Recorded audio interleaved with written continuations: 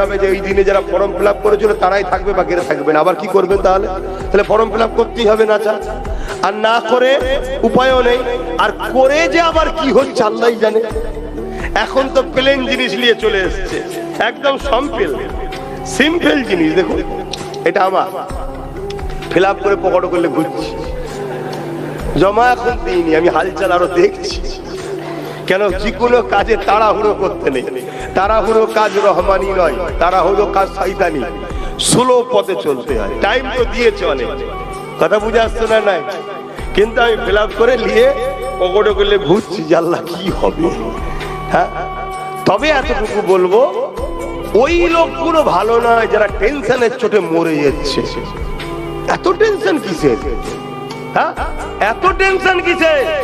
কে মায়ের বেটা আছে আপনাকে ভারত থেকে বাদ দেবে? আরে কত প্রধানমন্ত্রী এসেছে মরে চলে গেছে, কত স্বরাষ্ট্রমন্ত্রী এসেছে সব শেষ হয়ে গেছে, কি বলে পথ থেকে চলে গেছে। ঠিক না বেটি? তুমি আমি জনগণ ছিলাম, আছো, থাকবো। এদেশকে স্বাধীন আমরা করেছি। তুমি ওখানে বসে বসে কালকাটি মেরে থাকবো, যাবে হয়ে গেল নাকি? হ্যাঁ,